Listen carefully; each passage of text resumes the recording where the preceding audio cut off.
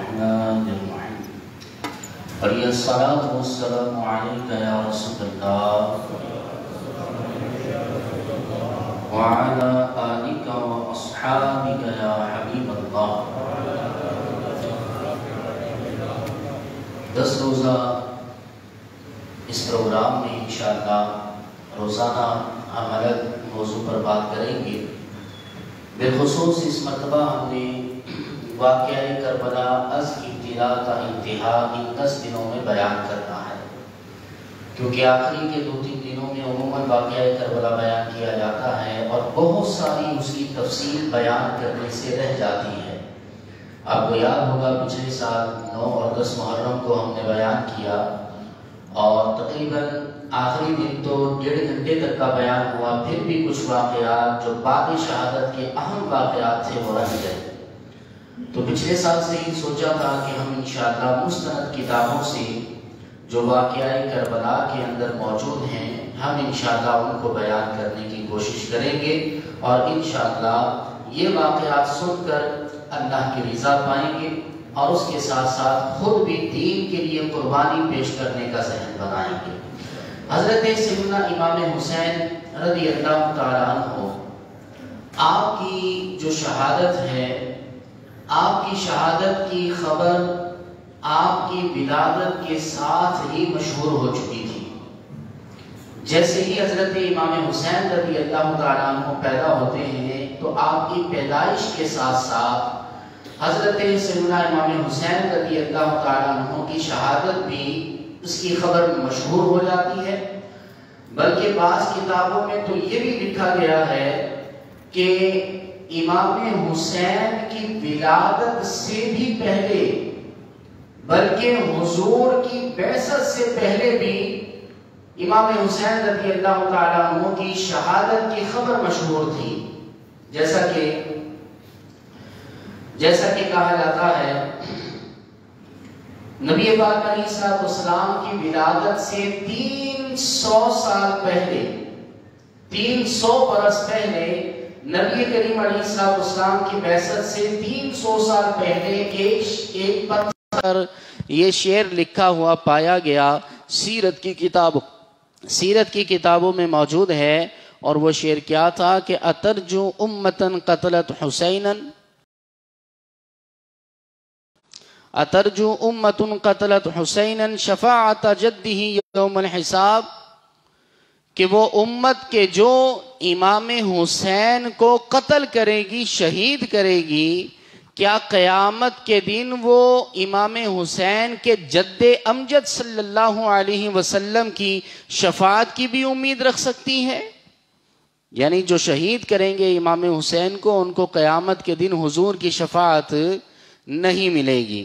اسی طرح کئی حدیثوں کے اندر آیا ہے کہ نبی پاک صلی اللہ علیہ وسلم کی بارگاہ میں کئی مرتبہ امام حسین کی شہادت کی خبر امام حسین کی ولادت سے پہلے دی گئی ہے. بعض حدیثوں میں آیا کہ بارشوں پر فرشتہ جو مقرر ہے وہ حضور کے دربار کے اندر امام حسین کی شہادت کی خبر لے کر آیا. بعض حدیثوں میں ہے کہ پہاڑوں پر جو فرشتہ مقرر ہے وہ حضور کے دربار میں آیا. بعض احادیث میں کسی طرح ہے اور بعض احادیث میں کسی طرح ذکر ملتا ہے بار بار حضور کے دربار میں نبی پاک علیہ السلام کو امام حسین کی شہادت کی خبر دی جاتی رہی ہے. ایک حدیث مبارک میں ہے حضرت سیدنا ام سلمہ رضی اللہ تعالی عنہ، نبی پاک علیہ السلام ان کے کاشانہ اقدس میں موجود تھے. ایک فرشتہ حضور کے پاس ایسا آتا ہے کہ اس سے پہلے کبھی بھی وہ فرشتہ نہیں آیا. نبی پاک علیہ السلام نے سیدتنا ام سلمہ رضی اللہ تعالی عنہ سے فرمایا کہ دروازہ بند کر دو، کسی کو اندر آنے نہیں دینا. حضرت ام سلمہ دروازہ بند کر رہی ہوتی ہیں کہ اتنے میں امام حسین تشریف لے آتے ہیں اور کود کر حضور کی گود میں آ کر بیٹھ جاتے ہیں. محبت سے، شفقت سے حضور کی گود میں بیٹھ جاتے ہیں. وہ فرشتہ جب امام حسین کو دیکھتا ہے عرض کرتا ہے یا نبی اللہ کیا آپ ان کو پہچانتے ہیں؟ فرمایا ہاں یہ میرا بیٹا حسین ہے. عرض کی یا نبی اللہ وہ وقت قریب آنے والا ہے کہ جب آپ کی امت میں سے کچھ لوگ ان کو کربلا کے میدان میں شہید کر ڈالیں گے. اور پھر اس فرشتے نے عرض کیا یا رسول اللہ آپ کہیں تو وہاں کی مٹی میں آپ کو دکھاؤں؟ نبی پاک علیہ الصلوۃ والسلام نے فرمایا دکھاؤ. تو ایک حدیث میں ہے کہ وہاں کی سرخ مٹی نبی پاک علیہ الصلوۃ والسلام کو اس فرشتے نے دکھائی، اور ایک حدیث میں ہے کہ وہاں کی ریت حضور علیہ السلام کو اس فرشتے نے دکھائی، اور ایک حدیث میں ہے کہ وہاں کے کنکر حضور کو دکھائے کہ یا رسول اللہ یہ اس مقام کی جو ہے وہ مٹی ہے. نبی پاک علیہ الصلوۃ والسلام نے جب اس مٹی کو لے کر سونگا فرمایا ریح کرب و بلا، فرمایا اس مٹی سے تو بے چینی اور بلا کی بو آتی ہے. پھر نبی پاک علیہ الصلوۃ والسلام نے وہ مٹی سیدتنا ام سلمہ رضی اللہ تعالی عنہا کو دے دی اور فرمایا کہ جب یہ مٹی خون ہو جائے گی، معجم کبیر کی حدیث ہے، فرمایا کہ جب یہ مٹی خون ہو جائے گی تو جان لینا کہ امام حسین کو شہید کر دیا گیا ہے. سیدتنا ام سلمہ رضی اللہ تعالی عنہا نے وہ مٹی ایک شیشی کے اندر ڈال لی، اور آپ کہا کرتی تھی کہ وہ کتنا سخت دن ہوگا کہ جب یہ مٹی خون ہو جائے گی امام حسین کو اس دن شہید کر دیا جائے گا. اس طرح ان کی امام حسین کی شہادت کی خبر پہلے مشہور تھی. ایک حدیث میں ہے، دلائل النبوہ میں امام ابو نعیم رحمۃ اللہ علیہ نے اس کو لکھا ہے، سیرت کی بڑی مستند کتاب ہے. دلائل النبوہ میں لکھا ہے کہ نبی پاک علیہ الصلوۃ والسلام کے صحابی مولا علی مشکل کشا حضرت امام حسین کے والد گرامی، آپ ایک مرتبہ سفر پر جا رہے تھے اور جنگ صفین کا سفر تھا. آپ ایک مقام کے قریب سے گزرے تو آپ نے لوگوں سے پوچھا کہ اس جگہ کا نام کیا ہے، اس کا مقام کا نام کیا ہے؟ لوگوں نے کہا کہ اس جگہ کو تو کربلا کہا جاتا ہے. مولا علی نے جب یہ سنا آپ کی آنکھوں سے آنسو جاری ہو گئے اور آپ اتنا روئے کہ زمین تر تر ہو گئی، زمین گیلی ہو گئی.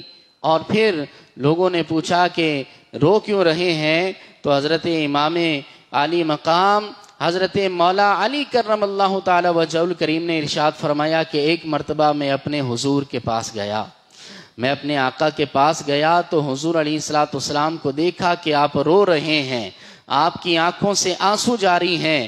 حضور سے پوچھا یا رسول اللہ رونے کا سبب کیا ہے، اس کی وجہ کیا ہے؟ تو حضور نے فرمایا میرے پاس جبریل ابھی آئے تھے اور آ کر مجھے خبر دے کر گئے ہیں کہ امام حسین کو نہر فرات کے کنارے کربلا کے میدان میں شہید کر دیا جائے گا. حضور نے فرمایا کہ جب میں نے یہ خبر سنی تو ضبط نہ ہو سکا، میری آنکھیں بہہ نکلی، آنکھوں سے آنسو جاری ہو گئے.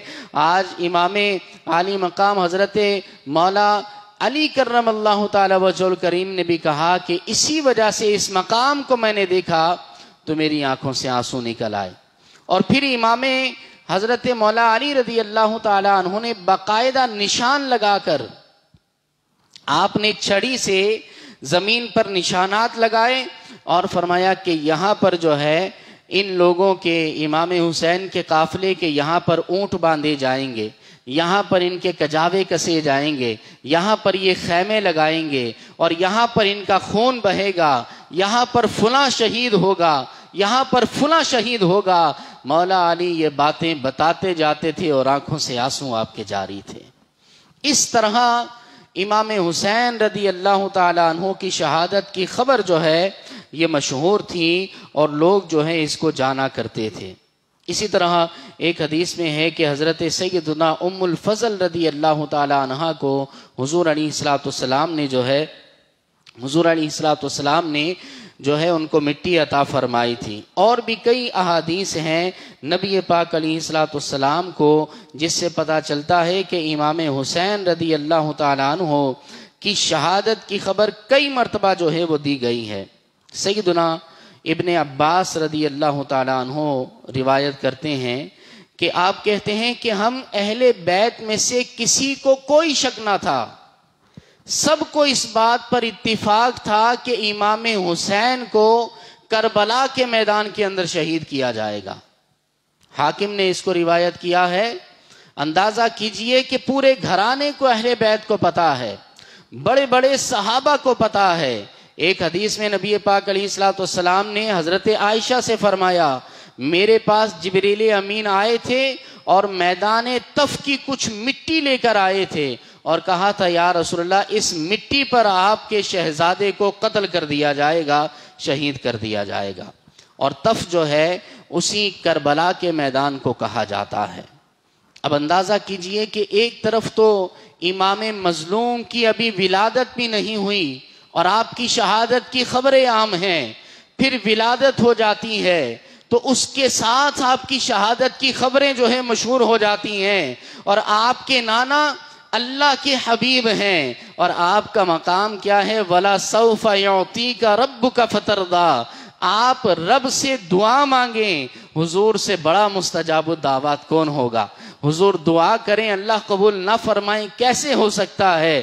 لیکن کیا ہے کہ حضور امام حسین کی شہادت کی خبر پر آنسو تو بہاتے ہیں، دل تو رنجیدہ ہوتا ہے، غم کا اظہار تو ہوتا ہے، لیکن رب کی بارگاہ میں دعا نہیں کرتے، عرض نہیں کرتے کہ مولا میرے شہزادے کو اس امتحان سے محفوظ فرما لے۔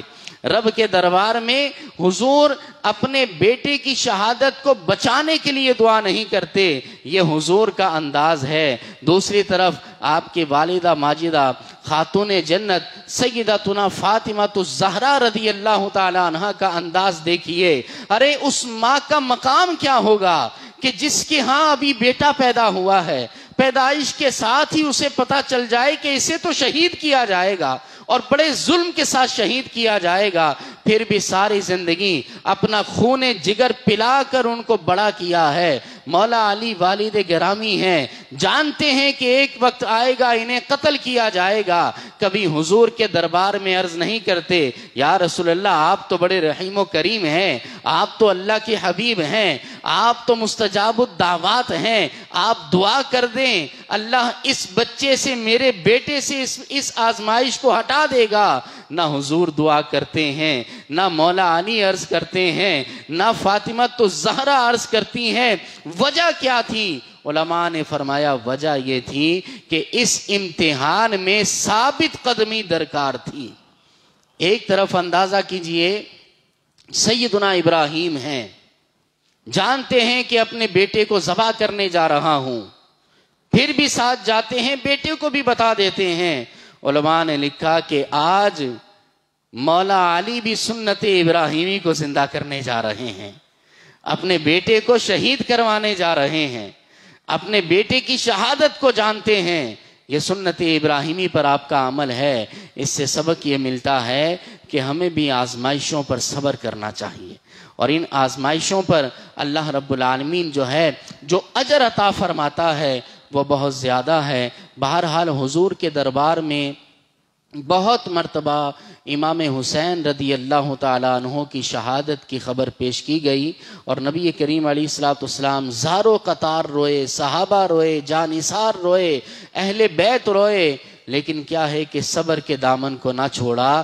تو آج کا ہمارا موضوع یہی تھا کہ امام حسین رضی اللہ تعالیٰ عنہ کی شہادت کی خبر یہ آپ کی ولادت سے پہلے ہی مشہور تھی، لیکن پھر بھی ساری زندگی امام حسین کا صبر دیکھیں نا، جانتے ہیں کہ امام حسین وہ ہیں کہ حضور خود ان سے بڑی محبت فرمائیں اور خود کہا کریں کہ ہذا فدیتہ بابنی، او کما قال علیہ السلام، فرماتے تھے یہ وہ بچہ ہے جس پر میں نے اپنے بیٹے کو قربان کر دیا ہے۔ حضور کے دربار میں ایک مرتبہ حضور کے بیٹے حضرت ابراہیم بھی موجود تھے اور امام حسین بھی موجود تھے۔ فرشتہ حاضر ہوتا ہے، یا رسول اللہ، اللہ آپ کو ان دونوں کو آپ کے پاس جمع نہیں فرمائے گا، ان میں سے کسی ایک کو اختیار کر دیں، ایک کو اختیار کر لیں، دوسرے کی موت واقع ہو جائے گی کچھ دنوں میں۔ نبی کریم علیہ الصلوۃ والسلام کا اختیار دیکھیں، اگر حضور اپنے بیٹے کو منتخب کرتے، امام حسین جو ہے وہ دنیا سے اس وقت چلے جاتے بچپن کے عالم میں۔ امام حسین کو موت کا اختیار بھی اللہ نے حضور کو دے رکھا ہے۔ حالانکہ ہم کہتے ہیں نا کہ موت تو تقدیر میں لکھی ہوئی ہے، تو جب تقدیر میں لکھی ہے تو حضور کی بارگاہ میں فرشتے نے یہ کیوں کہا کہ آپ جو ہے جسے چاہیں اختیار کر لیں، باقی کو چھوڑ دیں، وہ دنیا سے چلا جائے گا، تو حضور علیہ السلام نے امام حسین کو اختیار کیا، اور اسی لیے کہا کرتے تھے یہ وہ میری جان ہے کہ جن پر میں نے اپنے بیٹے کو قربان کیا ہے۔ لیکن پھر بھی امام حسین نے بھی ساری زندگی اللہ کے دربار میں اس آزمائش سے بچنے کی دعا نہ کی، نہ حضور سے کروائی۔ اب رب کریم حضرت امام حسین جیسا جذبہ ہمیں بھی عطا فرمائے۔ وآخر دعوانا ان الحمدللہ رب العالمین۔ مختصر 2 اشعار ہوں گے منقبت کے انشاءاللہ، پھر صلاۃ والسلام۔ صلو علی الحبیب صلی اللہ تعالی۔ انشاءاللہ منقبت فاروق اعظم پڑھی جائے گی، سب اسلامی بھائی مل کے شامل ہو جائیں۔ خدا کے فضل سے میں ہوں گدا فاروق اعظم کا، خدا کے فضل سے میں ہوں گدا فاروق اعظم کا، خدا ان کا محمد مصطفیٰ فاروق اعظم کا، کرم اللہ کا گردن نبی کی مجھ پہ رحمت ہے، کرم اللہ کا ہر دم نبی کی مجھ پہ رحمت ہے، کرم اللہ کا ہر دم نبی کی مجھ پہ رحمت ہے، مجھے ہے 2 جہاں میں آسرا فاروق اعظم کا، مجھے ہے 2 جہاں میں آسرا فاروق اعظم کا، پس صدیق اکبر مصطفیٰ کے سب صحابہ میں، پس صدیق اکبر مصطفیٰ کے سب صحابہ میں، ہے بے شک سب سے اونچا مرتبہ فاروق اعظم کا، ہے بے شک سب سے اونچا مرتبہ فاروق اعظم کا، شہادت اے خدا عطار کو دے دے مدینے میں، شہادت اے خدا عطار کو دے دے مدینے میں، کرم فرما الہی واسطہ فاروق اعظم کا، کرم فرما الہی واسطہ فاروق اعظم کا۔ صلاۃ والسلام۔ اے دین حق کے رہبر تم پر سلام ہے، دم میرے شفیع محشر تم پر سلام ہے، دم اس بے کس و غزی پر جو کچھ گزر رہی ہے، اس بے کس و غزی پر جو کچھ گزر رہی ہے، جو کچھ گزر رہی ہے، ظاہر ہے وہ سب تم پر سلام ہے، دم بندہ تمہارے در کا آفت میں